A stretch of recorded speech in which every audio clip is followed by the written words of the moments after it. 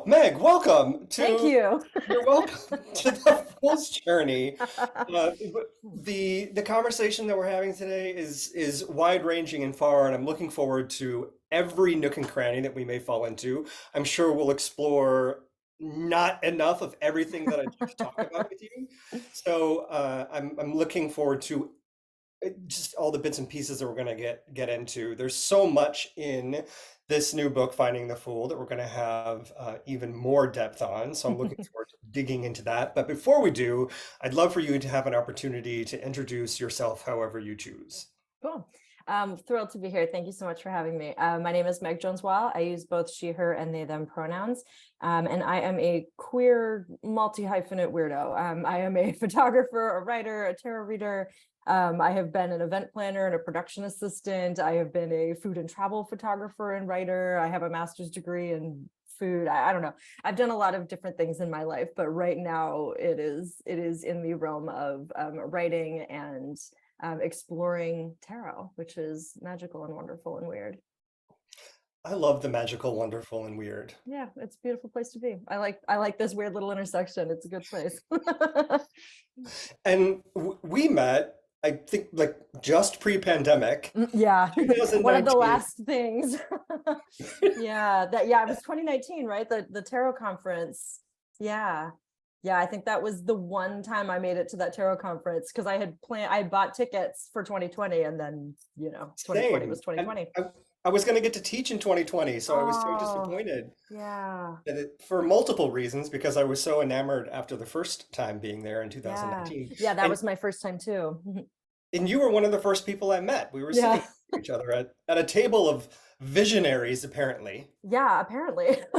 I didn't realize I was so overwhelmed, like especially that first day. There were so many people and so many people I like followed. Like you were one of the people that I had followed, and I was like, oh my God, I'm meeting Seth. Like, yeah, I had no idea what I was doing in that room in one sense. I was like, how did I get here? Is someone gonna come kick me out? Like, surely I'm not qualified to be in this room with all of these amazing people. But That's that's exactly how I felt. yeah. And then, do you remember we had a little bonding moment? Do you remember Mm. it? No, but I don't remember yesterday, so don't be Yeah. offended.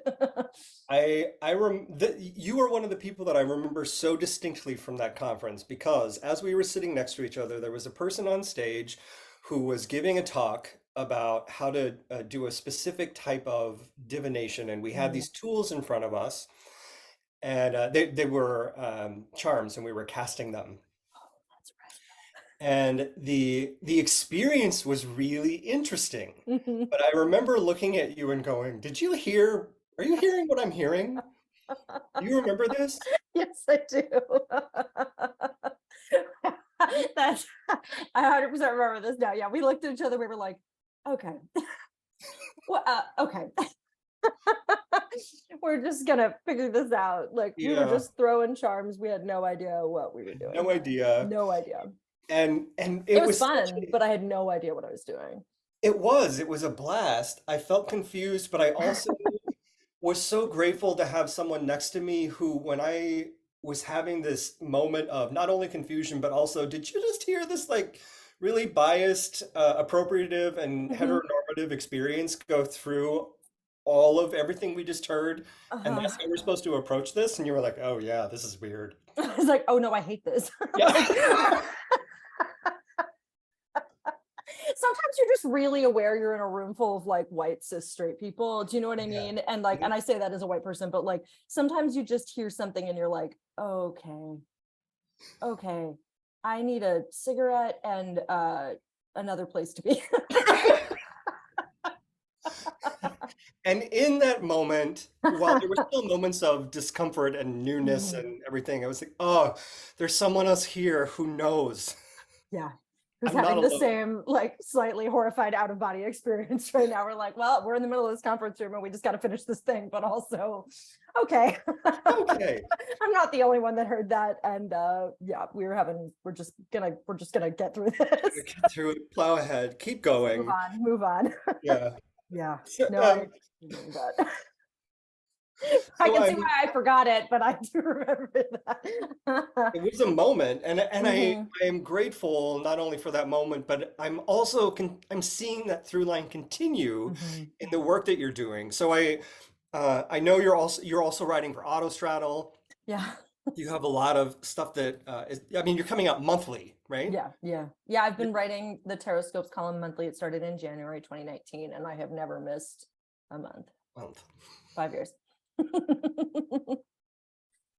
Yeah, And for let's those just take who a moment haven't for that. explored, right? For those who haven't explored Autostraddle, do. It is an experience that will change your life. It's truly, it changed mine. So, And have met some great contacts there, people mhm. that I didn't realize, like I'm like, oh, I'm following her on Twitter. Yeah, There's some amazing work going on there. So truly. the writing bug is clearly a part of who you are. Yes. So let's do this little lightning round, and then we'll start digging a little more into our Oh God, I'm conversation nervous. Okay. about. Let me crack my knuckles. Let's go. Okay, it's going to be real short, simple. It's easy. Are you mentored or self-taught? I am self-taught. I have taken some classes, and I have a lot of people in my life that I look up to, but I learned by fucking around by myself. Yes. And what's a skill you wish you used more often? Ooh, I mean, I have a theater background. I was a stage manager, and it's weird how often those skills come in handy. Um, but like weird things like doing lighting design and like doing props design and like knowing how to build the cow from Into the Woods so that you can pat it and flour comes off. Like, I wish I could use those skills more often in real life. I have built a Milky Way. I would like to be able to do that again. I have never built a Milky White, but I've had I mean, it's similar fine. It's experiences an of, experience. right? Of how do we do this, and then how do we do it every night, and then how do we do Yeah. it on a two-show day? Yeah, 100%. Right. Like, how much flour do we actually need? Does flour even actually work? What are we actually doing? Does it matter? Where do we position the light so that the flour, like, it's so many Yeah. things. Yes, this is all useful tarot everything. Okay. It really Um, comes back. It's all about Milky White in the tarot. it, and it's going to. It'll happen. Who's had the biggest impact on who you are besides Milky White today?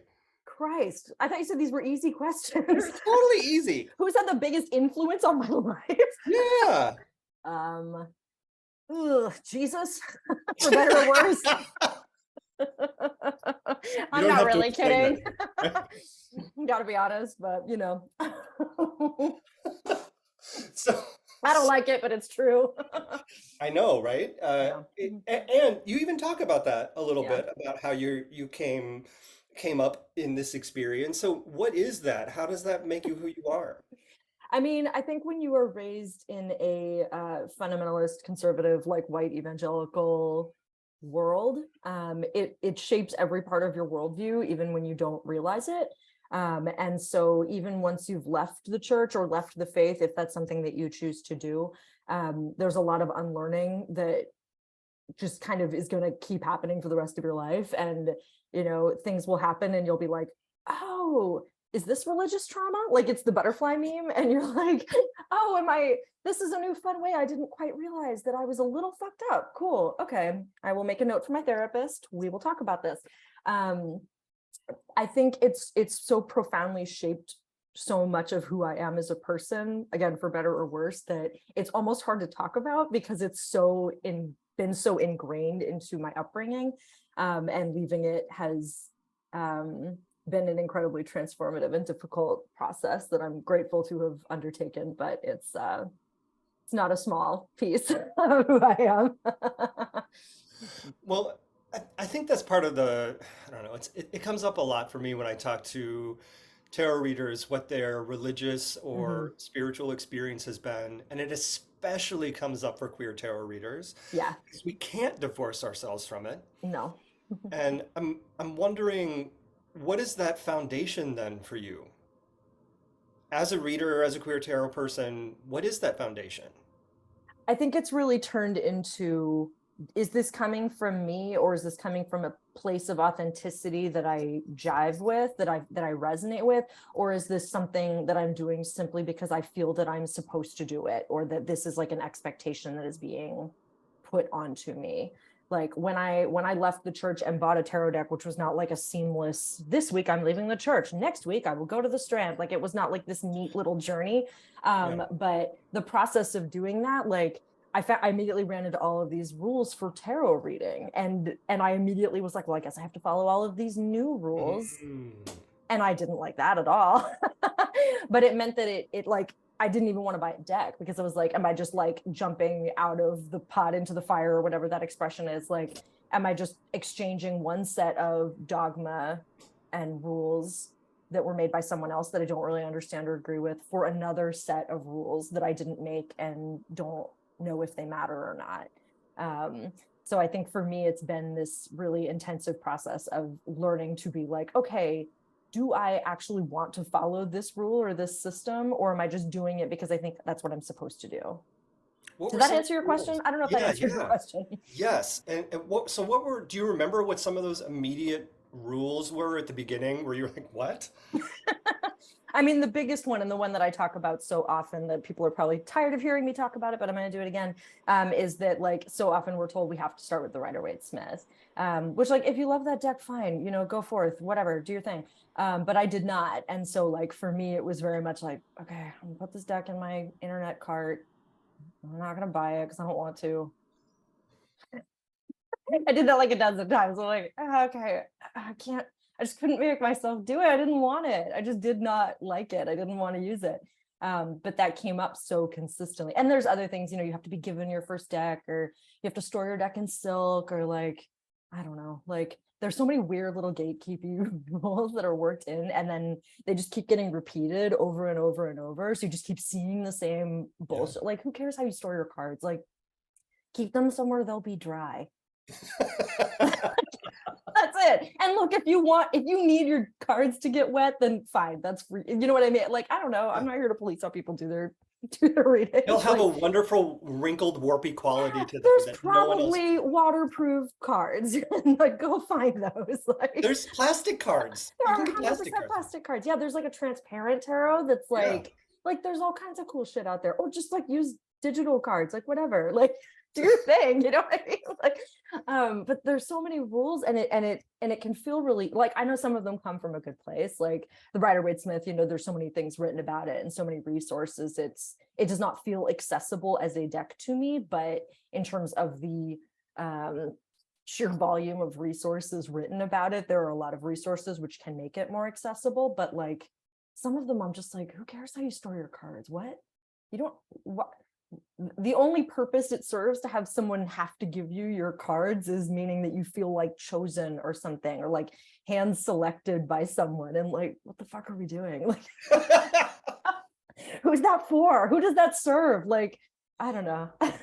Yeah, today, no one. I have this theory that it was born out of the privilege of one, having a deck printed, Mhm. and two, the fear of the church condemning you. So, besides going to jail and being Mhm. condemned forever and not having access, gifting was something that was a necessity because there was Mhm. no other way to get it. You couldn't print your own. Yeah, We yeah. have Amazon now. Yeah, like you can get a deck delivered to your house tomorrow, even if you don't want to go anywhere. If which, you know, I see you, I salute you. I also don't ever want to go anywhere anymore. But like, but you can still get a deck. Like someone will bring it to your house for you. Like you don't have to do that. And if you need to be like, Amazon gave it to me, then like sure, in exchange for goods and services, like it's fine. But like don't buy shit from Amazon if you can, but you know, like buy a deck somewhere else. But you can get it so fast, you know, like it just doesn't Yeah. have to be like that anymore. Well, Um, and similarly, there's a lot of books that I get recommended. People are like, "Oh, you got to read this one. You should mhm, read that one." And if you're not a Rider-Waite-Smith person, then there's other routes you can go to. So, were mhm. there books that were impactful or formative for you as you were getting started? Yeah, I think because I had the same experience, you know, there are a few like genuinely brilliant, incredible tarot books that always get recommended. And I think those books are all worth reading. You know, they're books that are on my shelf. They're books that are really incredibly valuable. But most of those books center the Rider-Waite-Smith. And so if you're not using that deck, then it's immediately alienating. You're immediately Yeah. like, I mean, if you're, you know, if you grew up evangelical, I was immediately like, well, I've done something wrong. I've already fucked up. like I'm just getting started. I've already ruined this. But you're like, how do I relate to this? They're describing these images so in depth, and they're drawing all this rich symbolism from these images that are on these cards, and those images are not on my cards, and that symbolism is not on my cards. And so like, what am I supposed to do? So the books that I ended up gravitating towards were ones that either had decks or like imagery featured that was not Rider-Waite-Smith, or that just didn't really have imagery. Like What the Fuck is Tarot by Barbara Whitner, I want to say, was one of the first books that I really, really fell in love with, because it was very tongue-in-cheek. It felt very modern and contemporary, and it was like describing the cards in a much more relatable way to me. Same with Michelle T's Modern Tarot. It just felt very accessible and like relatable to me, that felt like it was talking to me and not just like as a scholar of the tarot, which is Yeah. again intensely valuable, but I am not a tarot scholar and I don't really want to be. I think that is incredibly useful background information and important stuff to have, but in terms of reading, it didn't help me very much. And so some of those other books made me feel more like, okay, I'm starting to learn how to have a relationship with the cards versus just Yes. memorizing what they mean. Yes, yes, yes. And that was one of my favorite things about Mm. all of this finding the Fool experience and reading this book, is you immediately, and you call it out immediately. Mhm. Like, both of those things. We're going to build a relationship, which is so important. Mhm. And by the way, I'm not going to show you any pictures. Nope. So why are there no pictures? There are no pictures, and I love that there are no pictures. I had to fight for that, but that was really, really important to me, because for some of the reasons that I said already, that it felt very alienating to me, especially as a tarot newbie, to be like pulling open all these books and having them be talking so in depth and so like reverently and lovingly about this deck that I did not like. I'm like, okay, I'm a little uncomfortable. Like, let's just keep it going, I guess. But also I think because, when you commit to a specific deck, it just immediately makes the card be something that you're saying that then like, this is the one that I'm upholding, and this is like the version of this card that I'm talking about. And I think so much of my philosophy is built around gathering as many lenses with which to view the tarot as possible, and figuring out which ones really resonate with you and which ones make sense, which ones stretch you and inspire you, and which ones feel uncomfortable and you maybe only want to reach for in very specific moments. And that is not super conducive to committing to one particular style of card. And I also just like wanted it to be as accessible and inclusive as possible. And so many cards are like for, like the white heteronormative folks out there, and like, cool, go forth, be joyful, buy whatever deck you want. But like, I wanted anyone of any culture, any race, any ability, any body type, any identity to be able to use whatever deck felt good for them, and have this be a like steadfast companion that was going to work no matter who you are or what deck you're using. That was incredibly important to me. So we just have glyphs, which I drew, and that's the only imagery that's in there, or my little scribbles. So when someone picks up this deck, Mhm. they can experience, or this book, they can experience it with any deck that they're working with. Yes, period. Period. Yeah. I had I have so many deck images in my head. I'm not Hmm. somebody who has like 50 decks. I probably have like, uh, I'm gonna say I might have 20, but I Hmm. really work with probably three or four, Yeah. and essentially one. Yeah. And the one that I work with is so far from the Rider Waite Yeah. that I sat with that, and I know it intimately at this point. And so as I Hmm. was reading through this book and looking at the cards that I work with, not only is the style that you're recommending and building the relationship between you and your deck in your book resonant with me, because it's the way I work too. Hmm. Uh, I also was following that and experimenting with Hmm. it as I went through this. So Good. it for the people who are wondering, it works. Like, Yay. you Good. can read through this and experience your deck in new ways by following the recommendations and guidance that exist in this book. Yeah. So 100% and I love the idea of I may be paraphrasing your comment here, but the experience of you do you, Mhm. you get the deck that works for you. Yeah, Try whatever works for you is yeah. a recurring theme that happens throughout this book. So how did you get to the point of you do you? Is that who you are, or is it something that you've learned along the way? That is an excellent question. And I think that is something that I am getting more and more confident in being able to say, yes, this is who I am and this is how I live, like as the years go by.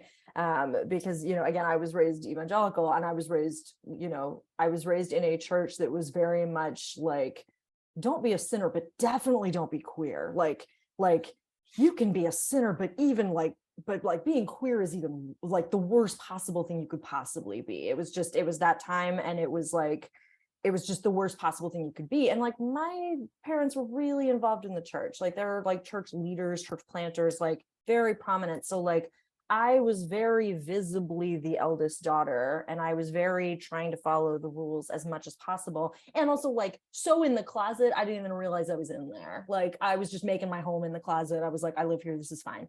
And so and I'm 37 now, it's been a very long process of being like, okay, this thing that I've always thought was true is actually doing me a ton of harm. And these rules that I'm trying to force myself to live within, not only do I not agree with, but are like actively destroying me a little bit, like, and so it's taken a really long time for me to be like gather my little scraps of courage and like do the things that I need to do to like separate myself from that life and like learn to love the person that I am, which is just an ongoing endless everyday journey. But it's been it's been a very long and arduous and hard fought process to get to you do you.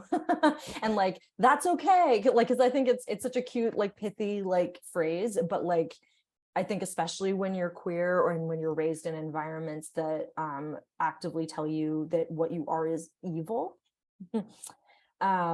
which is a thing that I heard on a weekly basis for, 15, 20, 25 years. It takes a long time to get past that and get through that. And I don't think it ever completely goes away, but I do think that it is something that you can learn to prioritize in your life with the help of, therapy and wonderful people, and also tools like the tarot that help you explore yourself and your needs and your desires and your fears in a like relatively safe container that you have like agency over Mm. and with. That's interesting because I have a lot of people who ask me about their experiences external to tarot through the Mhm. lens of tarot. Like, Mhm. Yes. eh, right? And the idea of using this tool to have greater awareness of yourself and the experience that's going on around you is a way to, and I'm going to say this purposefully, even though I know it's going to frustrate some people, it's a way to feel like you have some control Yeah. over the uncontrollable that is your life. And while you may be predicting something or understanding something, if you're not in a predictive state, Mhm. there is something physical you're doing to explore who you are. There's a sense of control in that. Yeah, 100%. Like, yeah, I know I said agency and I was immediately like, that was probably a mistake. You're probably going to get an email. I'm so sorry. But Mhm. like, yeah, I think that there is something about physically shuffling the cards, about carving out 5, 10, 15, 20, whatever minutes to be just grounded in a present moment and like pull a card and take time to think about what it means for you. Like, I think that can be such a grounding practice. And yeah, even if you're like in the eye of a hurricane, like Yeah. um it still feels like an opportunity to be like, okay, these 5 minutes and this conversation I'm about to have with my cards is mine. If this is the only thing I can control that happens to me today, I'm choosing to pull these cards and I'm choosing to engage with my intuition in this way, and that has value, and that is something that I can control, even if I'm not controlling the card that gets pulled out, or the Yeah. cards that come out. Like I am still choosing to engage with my intuition and my spirit, or whatever, however you frame it for yourself, like in this way. And that is something I can have control over. That I think that is a great phrase, if we let go of agency and control, we are Hmm. choosing to engage. Yes. In this moment, Yes. I'm choosing to engage. Hmm. So because we can do that, I think so deftly with what you've put into finding the fool, I'm wondering, what does it mean to be finding the fool versus the traditional phrase we hear, which is being on the fool's journey? So I think when I was reading initially about the fool's journey, and it so often gets conflated with then like the hero's journey, I think that it felt very distancing to me in a way. Like the fool is this figure, and they are enigmatic and an agent of chaos, and they are naive and inexperienced, but also hold the wisdom of the whole world. And they are going on this elusive journey, and they meet these archetypes that are people, but also totally not people. And are they turning into these archetypes? Are they hanging out with these archetypes? Like it all, it immediately starts to become this very like porous, like, what the fuck are we talking about here sort of thing, which like I'm into, let's be real. Like it's got this really dreamy, lovely kind of quality to it where you're like, yeah, it can be whatever, man. But also when you're reading, you're like, okay, but like, what the fuck does this mean? And so I think for me, it was like, okay, am I the fool? Do I want to be the fool? I don't know. Sometimes, not always. Um, but thinking about the force of the fool, or like Rachel Pollack calls the fool the animating force of the fool's journey, and it really is like the driving movement. And so thinking about the fool not as just like this agent of chaos or this like needy figure that wants something and is just like, I'll burn the world down to get it. Instead, the fool becomes this energy, this embodiment of desire. And thinking about that fool's energy living in the spaces between every archetype, living in the spaces between every minor arcana card, living in the growth or trajectory or family dynamics, or however you see the court cards, like letting the fool take up that purpose instead of it just having to be this like person, really helped me figure out how the fuck the tarot works. Yeah. As like, okay, this is actually what the fool's purpose is, and this is what the fool's energy accomplishes. And being able to find that desirous energy, that animating force in every card and between every card, it gives shape and body and purpose to the story in a way that just I think is really exciting and interesting. Isn't that the same experience that exists in between me and me holding this book and reading it? Yeah, 100%. Welcome. This concept is beautiful because I love the idea of the space in between things in general. Like, Mhm. what is that thing in between what I think I am and what I thought I knew or what I'm about to Mhm. become? Um, and to have that concept be the idea of the fool, I think is a beautiful liminal space Mhm. thing that we can all step in and out of, that we can maybe embody in certain moments or at least pass through. For all the Star Trek fans out there, I'm having this, I'm energizing into something, right? Love it. I love it. Here I am. Let's go. Like, Right? totally. It But yeah, I feels think like when you know when you can start to like identify that information or that like feeling or that force or whatever you want to call it, like then it does become this thing that you can be like, okay, I'm going to step into this energy, or I don't have I don't have energy for that energy, or like whatever, but you can engage with it in a really relational, intentional way, that just gives shape to some of those really liminal spaces and some of those like kind of amorphous ideas. yeah. So bringing this back down to the ground then, because that's what this does. It's back and forth between Mhm. and okay, grab a card. Right? Can you Uh, tell I have a lot of air and water in my chart?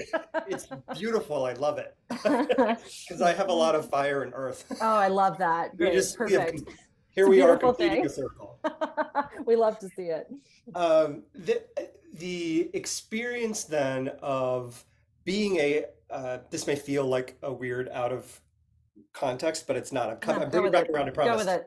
The experience of writing for Autostraddle Mm. and getting to finding the fool, What happened in between there? What happened in that space? Like, why write a book? Great question. Why write a book?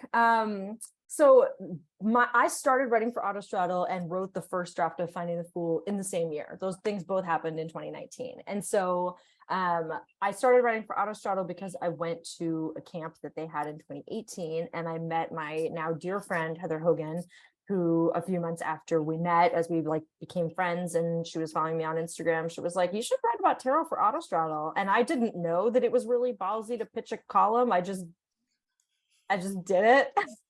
And they said, sure. Sometimes being the fool is really fun because you're just like, I don't realize what a risk I'm taking. I'm just like going to shoot my shot and then look back at it later and be like, Jesus. So I started writing my tarot scopes in January of 2019. And my Instagram, got a bunch more followers because Autostraddle is big. And I was doing these like different studies. I did like a study on every card. I did like this archetype study. I was just like doing all of these different things. And people kept doing the thing with like, you should write a book, you should write a book. And I was kind of like, oh, I don't know, like I haven't been reading that long. All the books that I've read from people that have all the tarot books that I've read are like, I bought my first deck when I was 12. And I was like, I bought my first deck when I was like 30. Like like, who's going to want to read what I have to say? I've only been reading for a few years. I was like, maybe in 10 years, I'll write a tarot book.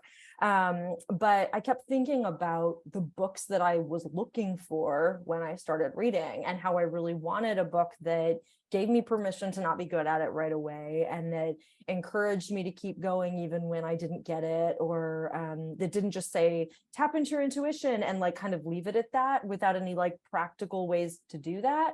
And also like I like all the correspondences. I think they're cool, and I like some of them more than others, but I was like, every time I was reading, especially in the beginning, I had like 10 sources so that I could look at all the things I wanted to look at. I was like, God, it would be so nice if this was just in one fucking book.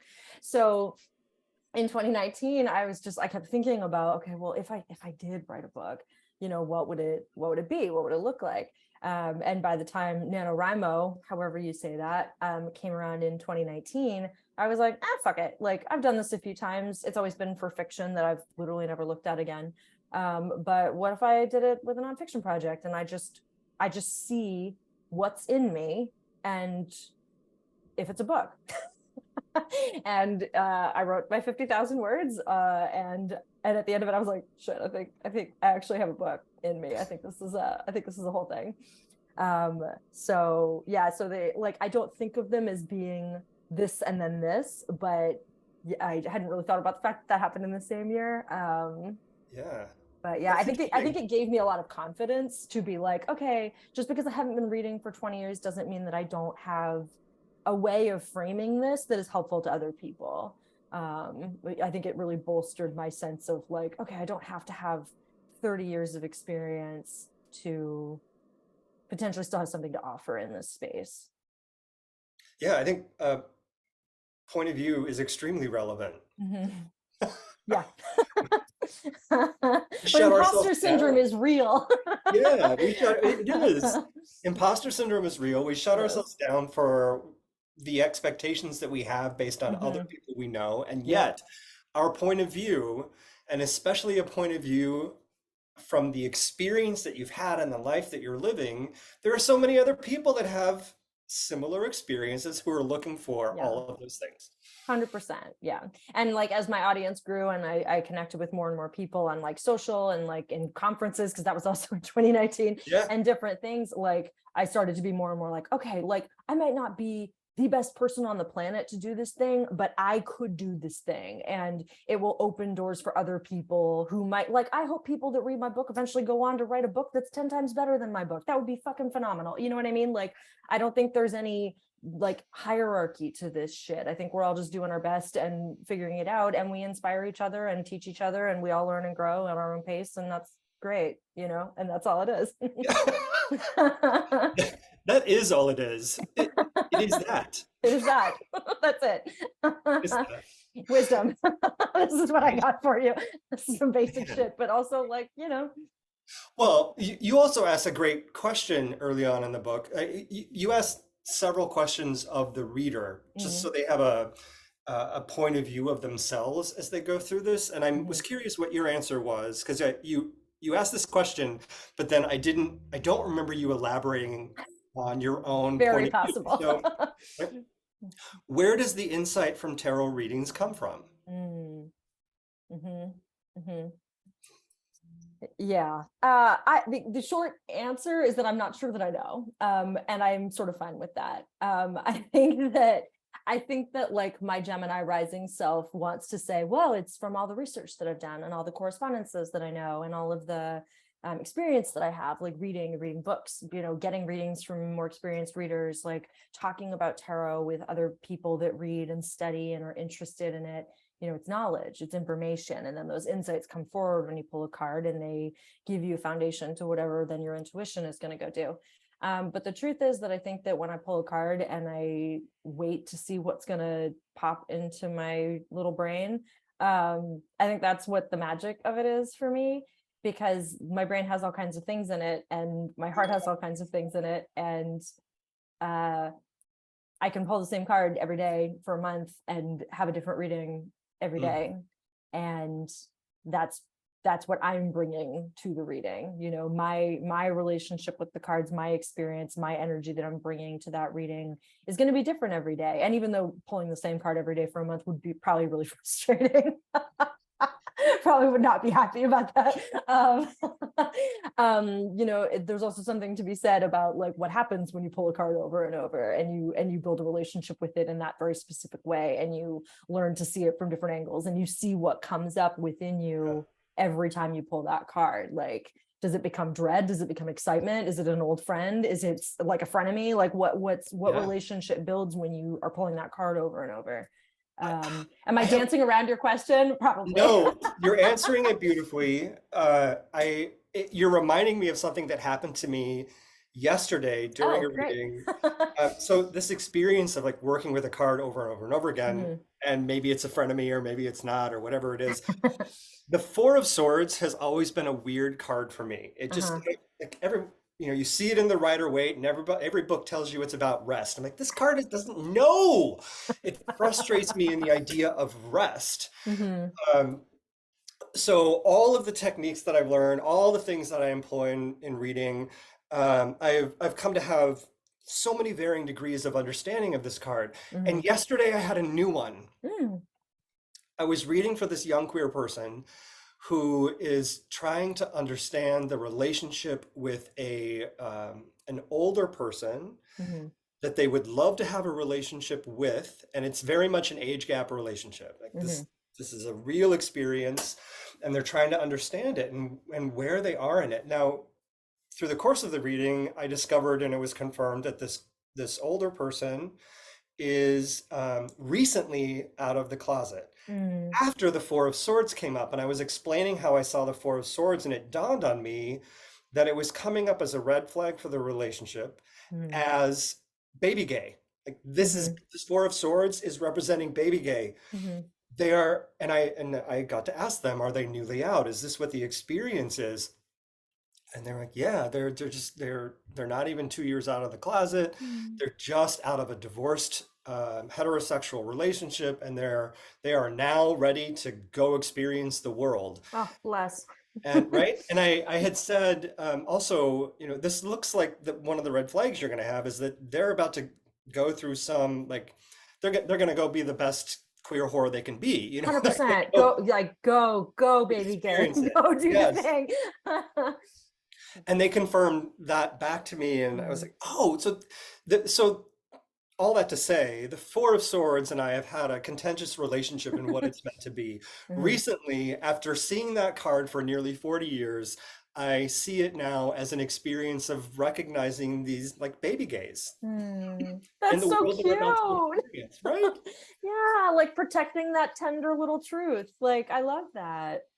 Oh, Yeah, it was neat. I love a baby gay. So you also offer in this book some techniques and practices that people can do, and you taught me something that I Mm. hadn't known, and I wanted to ask you a little bit more about it. So I love the idea of the numbers expressing external and internal, and Mhm. having triads for the Mm, mind manifestation and creation. mhm, I've experienced a lot of other readers knowing that there is a way to do that with the majors and breaking mhm. it into threes or four, however they want to break it up, and understanding that there's layers to those majors. But I never heard about it happening in the minors. So, Mm, can you tell me a little bit more about your experience with the numbers having an external and internal mm. meaning, and what's the triad thing for our minor?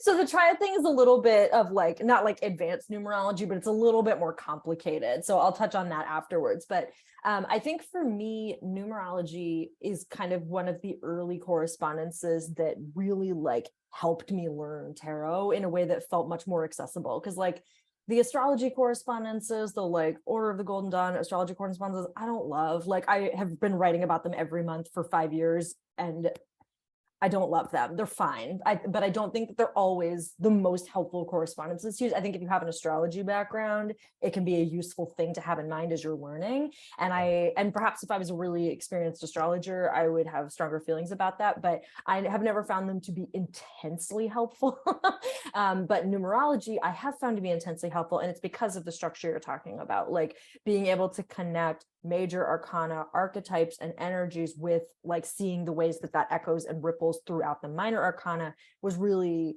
instrumental in helping me like understand the cards in a way that wasn't just memorizing meanings.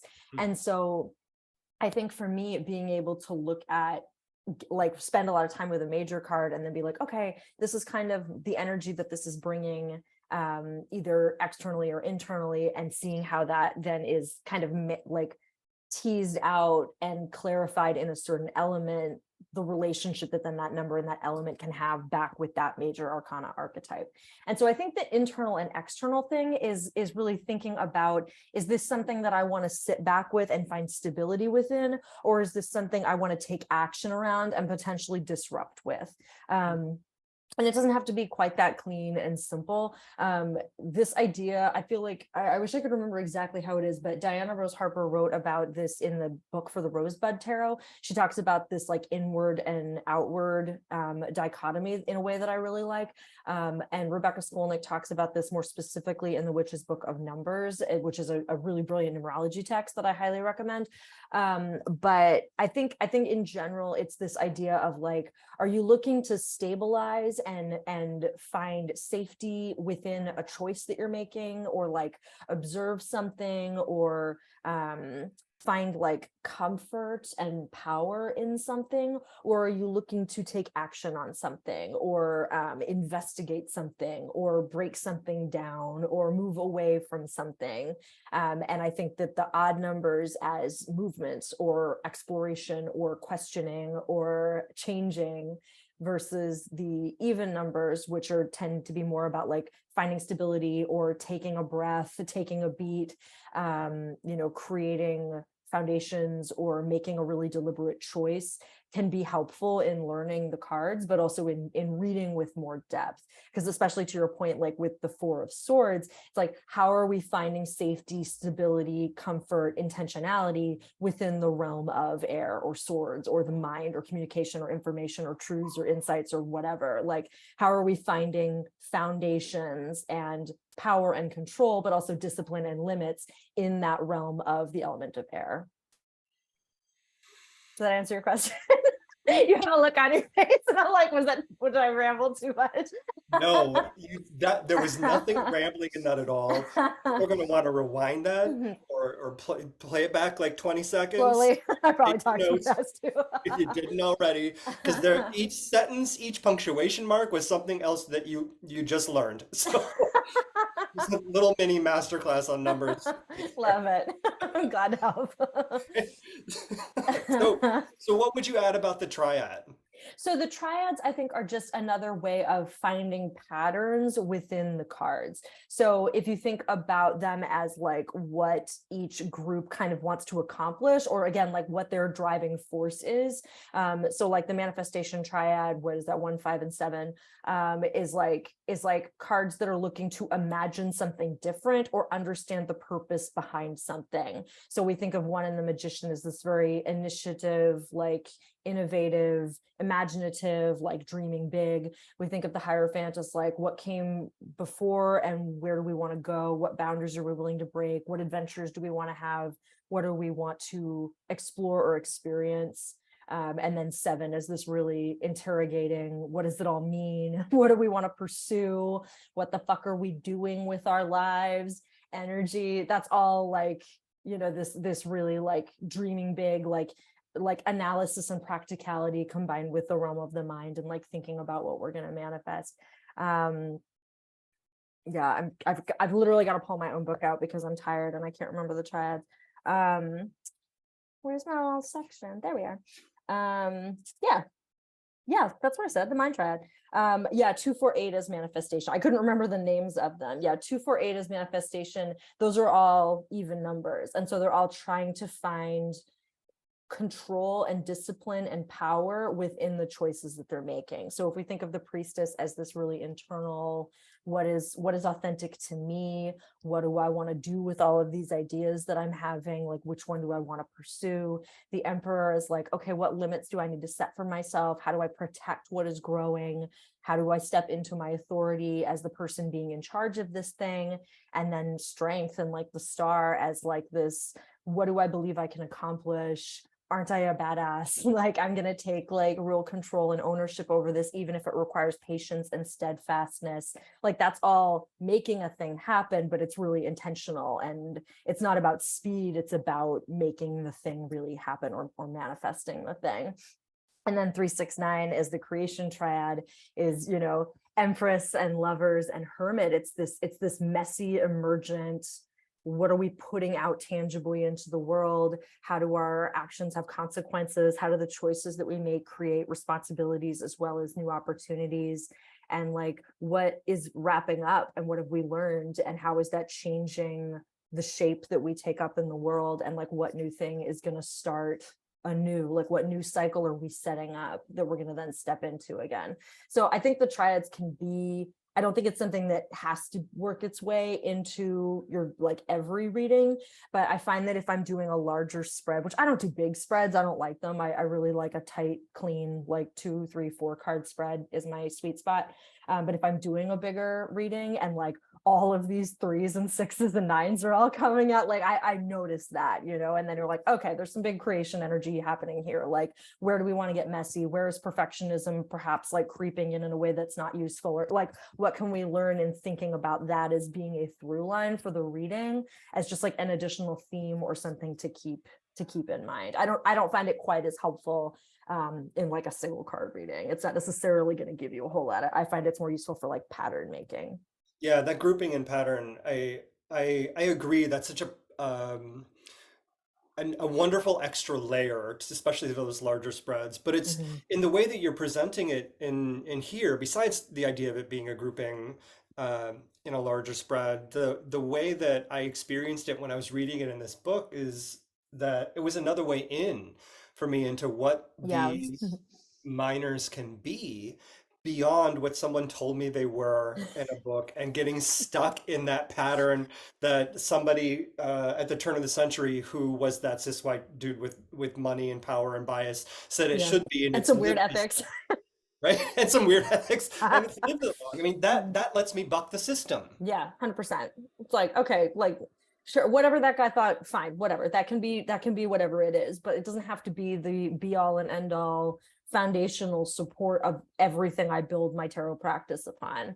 Four Yeah. of Cups was my like, what the fuck is the deal with this card? So I love that we both had 4s that were like, Yeah. what? I still sometimes when the 4 of Cups comes up, I'm like, what are we doing? What is this? Like, why is this just like selfishness? What are we talking about? Like, That whole feelings feeling get in your though, head. But exactly, like, I it's can't that just feeling. look at this and figure this out. I have to like defer to what some dude said. And I don't even know that man. Like, who is he? Why does he get to decide what this card is gonna mean for me? Like, Yes, the yes, tarot yes. tradition goes back so much farther than that. Like, why are we dying on this weird hill? it just limits everything. And I think it ends up like, I think it feels like a good entry point tool, but it ends up down the line, I think, really constricting and choking out the relationship that you end up building with the cards. Because then, yeah, you've always got this weird voice in your head that's like, Four of Cups is selfish. And you're like, what? What? Okay, but what else? Like, that doesn't make sense in this spread. What the fuck am I supposed to do with this? Like, In my Heindel deck, which is my favorite deck ever, and I've been using since the 90s, that's it so cool. it has keywords on it. Yeah, And great. I cut them all off. Good. Yeah, I was gonna say that They're would be gone. really cool at first and really annoying after a while. What a gorgeous deck. Stop telling me what to think. Yeah, because it does. It just gets in your brain immediately, and you can't. You Yeah. spend so much time trying to memorize them, and then you spend the rest of the time trying to forget them. It's Forget what like, you memorized. yeah, like this is no longer useful.